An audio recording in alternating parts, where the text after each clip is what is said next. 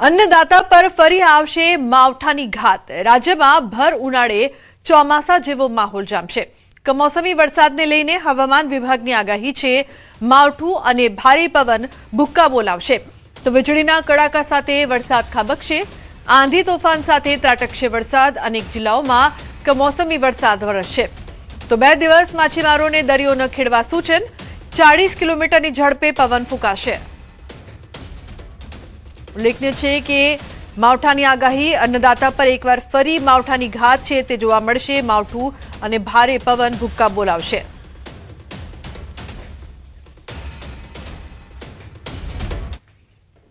તો જે પ્રકારથી માવઠાને લઈને આગાહી કરવામાં આવી છે આપણે મેપના માધ્યમથી સમજવાનો પ્રયાસ કરીએ કે કયા પ્રકારની આગાહી કયા કયા વિસ્તારો માટે છે। તો જે પ્રકારથી આપ જોઈ રહ્યા છો આ તમામ વિસ્તારો કે જ્યાં માવઠાની આગાહી છે, ખાસ કરીને નર્મદા માટે આગાહી છે, છોટાઉદેપુર, વડોદરા, ભરૂચ માટે પણ માવઠાની આગાહી, પંચમહાલ, દાહોદ, મહીસાગર, અરવલ્લી, સાબરકાંઠા અને મહેસાણામાં પણ માવઠાનો માર પડી શકે છે તો પાટણ, બનાસકાંઠા, સુરેન્દ્રનગર, મોરબી, કચ્છ, જામનગર, રાજકોટ અને દેવભૂમિ દ્વારકામાં પણ માવઠાનો માર ખેડૂતોને સહન કરવો પડશે। આ તમામ એ વિસ્તાર છે કે જ્યાં માવઠું પડી શકે છે જેના કારણે ધરતીપુત્રો ખાસ કરીને ચિંતિત જોવા મળી રહ્યા છે। એકવાર ફરી માવઠાનો માર ગુજરાતમાં જોવા મળશે। આ તમામ વિસ્તારોમાં पंचमहाल, वडोदरा, छोटाउदेपुर, भरूच और नर्मदा। 7 तारीख को आइसोलेटेड प्लेसेस में इक्का दुक्का स्थानों में हल्का से मध्यम बरसात का संभावना रहेगा। इसके साथ आपका आंधी के साथ बिजली गिरने का भी संभावना रहेगा। जो तेज हवा की गति रहेगा 30 से 40 किलोमीटर प्रति घंटा रहने का संभावना रहेगा। और फिशरमैन वार्निंग दिया गया है डे 1, डे 2, डे 3। अभी जो फिशरमैन वार्निंग हमारा डे 1 और डे 2 के लिए दिया गया है off and along Gujarat coast है, उसके साथ उत्तर गुजरात की जो क्षेत्र है उसके साथ पाकिस्तान कोस्ट और adjoining area of north Arabian Sea and Gulf of Oman के लिए दिया गया है डे 1, डे 2। आंधी और बिजली गिरने का वार्निंग येलो वार्निंग के साथ दिया गया है। अहमदाबाद के लिए पार्टली क्लाउडी स्काई रहेगा। जो उच्चतम तापमान है 36 डिग्री सेंटीग्रेड आसपास रहने का संभावना रहेगा। अन्य समाचार वावथराથી મોડલ હોસ્ટેલની વિદ્યાર્થીઓનો હલ્લાબોલ। વોર્ડન આશાબેન નહીં ચાલેના નારા સાથે દેખાવો કરવામાં આવ્યા। ગૃહમાતા આશાબેન સામે દીકરીઓનો મોરચો। હોસ્ટેલના ગેટ પર જ બેસીને વિદ્યાર્થીનીઓનો વિરોધ। ગૃહમાતાની બદલી કરોના બેનરો સાથે ઉગ્ર વિરોધ કરવામાં આવ્યો છે તો મોટી સંખ્યામાં વાલીઓ પણ પહોંચ્યા છે। હોસ્ટેલ સંચાલન સામે ગંભીર આક્ષેપો કરવામાં આવી રહ્યા છે। આંદોલન કરી રહેલી વિદ્યાર્થીનીઓનો આક્ષેપ છે કે અગાઉ જ્યારે આશાબેન વોર્ડન તરીકે ફરજ બજાવતા હતા ત્યારે તેમનું વર્તન અત્યંત અમાનવીય હતું। તે વિદ્યાર્થીનીઓને અપશબ્દો કહીને અપમાનિત કરતા અને નાની નાની બાબતોમાં શારીરિક તેમજ માનસિક ત્રાસ પણ આપતા હતા। તેના પરિવારના સભ્યો પણ હોસ્ટેલમાં આવીને વિદ્યાર્થીઓને હેરાન કરતા હતા તેવો પણ આક્ષેપ।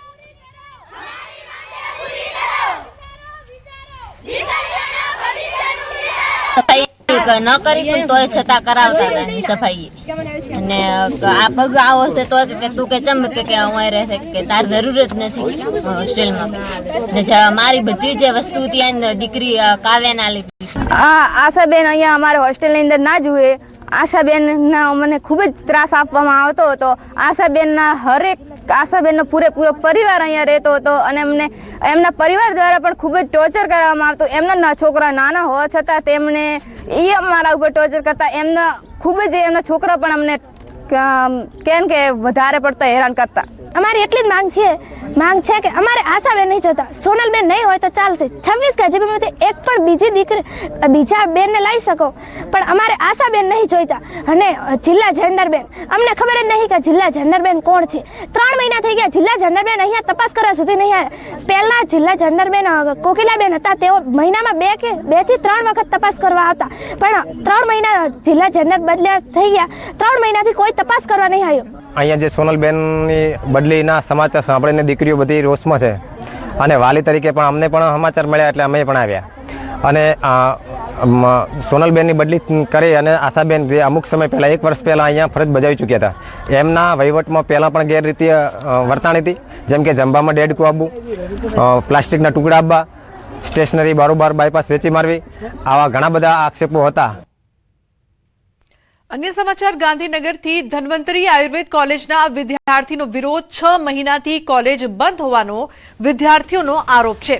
પ્રિન્સિપાલ અને શૈક્ષણિક સ્ટાફની અછત હોવાનો પણ દાવો કરવામાં આવ્યો છે. એડમિશન બાદ પણ અભ્યાસ ન થતો હોવાનો આક્ષેપ છે.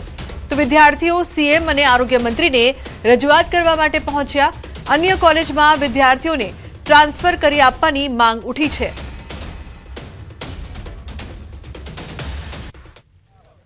અમારી કોલેજ છેલ્લા 6 મહિનાથી બંધ કરેલી છે, સીલ મારેલી છે. પ્રાઇવેટ કંપની દ્વારા અમારા જે ટ્રસ્ટી છે શ્રી વાસુદેવ રામી, એમની કોલેજ, એમની મિલકત કહેવાય, એ આખી મિલકત સીલ કરવામાં આવેલી છે. અને અમારા સ્ટુડન્ટનું જે કોઈ પણ અત્યારે અભ્યાસક્રમ છે એ અત્યારે બંધ અને ઠપ કરવામાં આવેલ છે.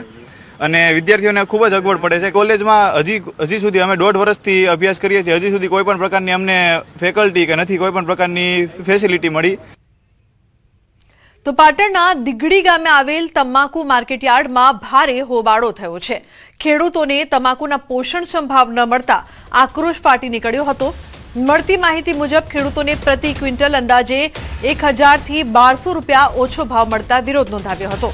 ઘટનાની જાણ થતાં એપીએમસીના ચેરમેન પણ સ્થળ પર પહોંચ્યા અને ખેડૂતો સાથે ચર્ચા કરી.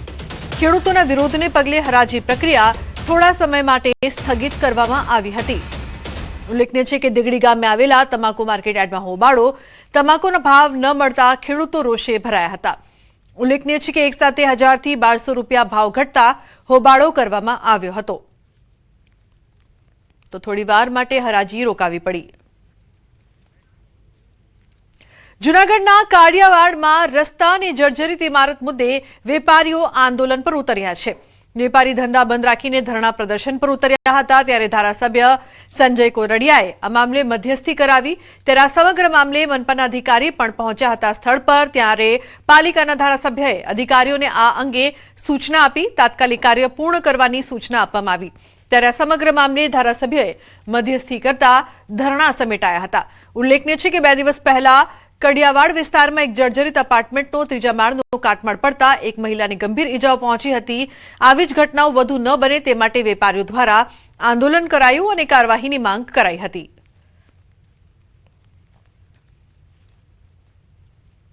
અને મહત્વપૂર્ણ સમાચારની વાત કરીએ તો ખડગેના નિવેદન પર અમિત ચાવડાની સ્પષ્ટતા. ખડગેજીના નિવેદનને તોડી મરોડીને રજૂ કરાયું છે. ચૂંટણી નજીક હોવાથી ભાજપનો રાજકીય લાભ લેવાનો પ્રયાસ. ઉલ્લેખનીય છે કે ભાજપનો રાજકીય લાભ લેવાનો પ્રયાસ છે તેવું તેમણે કહ્યું. ખડગેના નિવેદન પર અમિત ચાવડાએ સ્પષ્ટતા કરી છે. તો ખડગેજીના જે નિવેદનને તોડી મરોડીને રજૂ કરવામાં આવ્યું છે તેવું પણ તેમણે કહ્યું છે.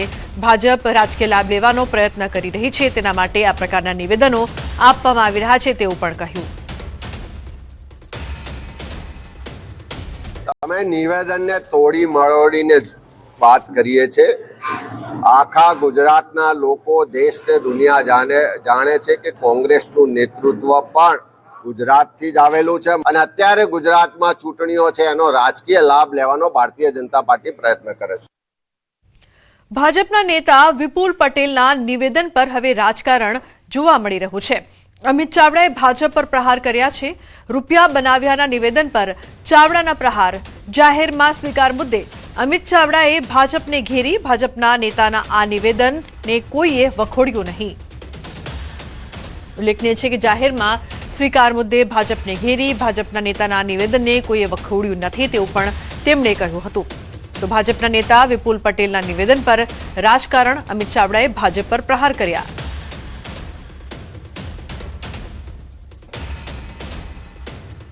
તો રૂપિયા બનાવ્યાના નિવેદન પર જે પ્રકારથી વિવાદ જોવા મળી રહ્યો છે. ઉલ્લેખનીય છે કે જાહેરમાં સ્વીકાર મુદ્દે ભાજપને તેમણે ઘેરી હતી.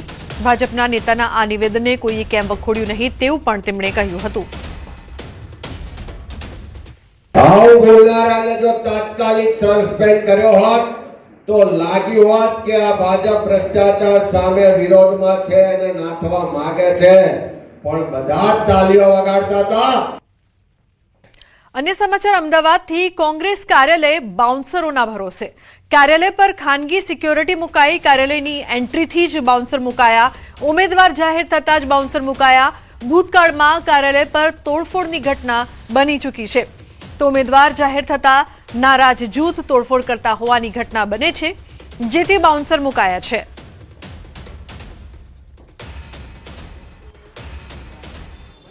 ગુજરાતમાં ચૂંટણીનો જંગ છે તે શરૂ થઈ ગયો છે. રાજકીય પક્ષોએ સક્રિય બની રહ્યા છે. ત્યારે કોંગ્રેસ પાર્ટીએ પોતાની 243 ઉમેદવારોની પ્રથમ યાદી પણ જાહેર કરી છે.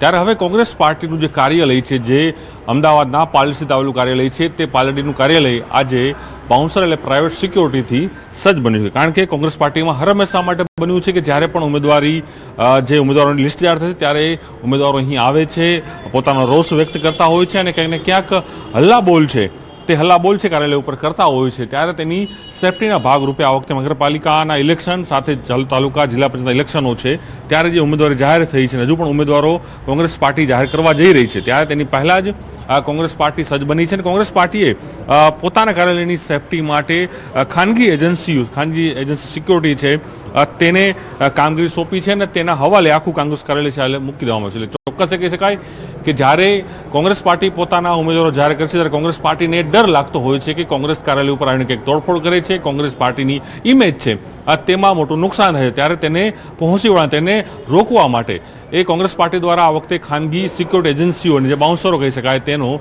સહારો આજે કોંગ્રેસ પાર્ટીને ફરી વખત અહીં લેવો પડશે. તો સુરત શહેર માટે કોંગ્રેસ દ્વારા મેનિફેસ્ટો જાહેર કરવામાં આવ્યો છે. કોંગ્રેસ દ્વારા જાહેર કરવામાં આવેલા મેનિફેસ્ટો જનમતના આધારે તૈયાર કરાયો હોવાનો દાવો કરવામાં આવી રહ્યો છે, જેમાં મહિલા સશક્તિકરણ પર ભાર મૂકતા તેમના નામે મિલકત કે વાહન હોય તો ટેક્સમાં 50% સુધીની રાહત અને કામકાજી મહિલાઓ માટે દરેક વોર્ડમાં પારણા ઘર બનાવવાનો વાયદો કરાયો છે. રોજગારીના ક્ષેત્રે મનપામાં 10,000થી વધુ કાયમી ભરતી, કોન્ટ્રાક્ટ પ્રથાની નાબૂદી અને યુવાનોને સીધી નોકરી આપવાની ખાતરી આપવામાં આવી છે.